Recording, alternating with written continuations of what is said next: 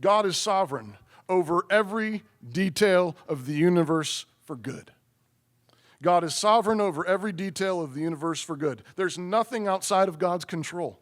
He is exhaustively sovereign. He rules the wind and the waves. He cares for the flowers and the birds, and he numbers the hairs on our head. All our days are numbered, every breath, every heartbeat. God has assigned them all from before we were even born. Right? You're not going to get one less than God had already decided for you. Those are how many heartbeats you're going to get. What a gift. You won the lottery.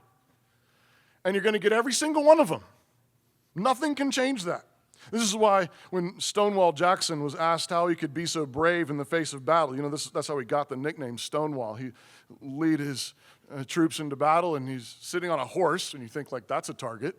And the troops are running away, and he says, no, wait, guys, we got him on the run. And there's cannonballs and fire everywhere around him, and the troops said, look at him standing there like a stone wall. And then afterwards, one of the captains says, what in the world? How do you do that? And Jackson said, Captain, my religious belief teaches me to feel as safe in battle as in bed. God has fixed the time for my death. I do not concern myself about that, but to be always ready, no matter when it may overtake me. That is the way all men should live, and then all would be equally brave. Not only has God appointed the beginning and the end of our lives, he has assigned everything in between, the times and the places, Paul says here in Athens. He has assigned all the particular times and places so that we might find him. That's so that we might know him and rest in him and trust and obey him. Our sin blinds us. Our sin blinds us, but God is at work. He is the one assigning it all. He has assigned your lives so that you would be here today. All the details so that you would be here on this morning, on this day, to hear this word proclaimed to you so that you might know your Father. So that you might know his care and his love for you. So that you might rest in him. So that you might turn away from your sins and your idols. Our sin blinds us, but God so loved the world that he sent his only Son into the world so that the blind might see.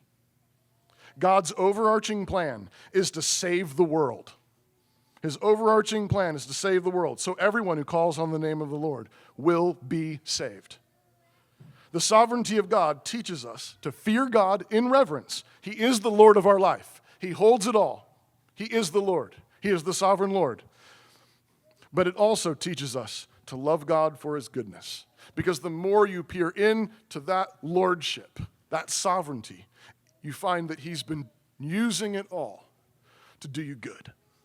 He's been using it all to do you good. And so by the eyes of faith, God does all things well. Even the hard things are for the good of those who love him. That's what your Father is determined to do.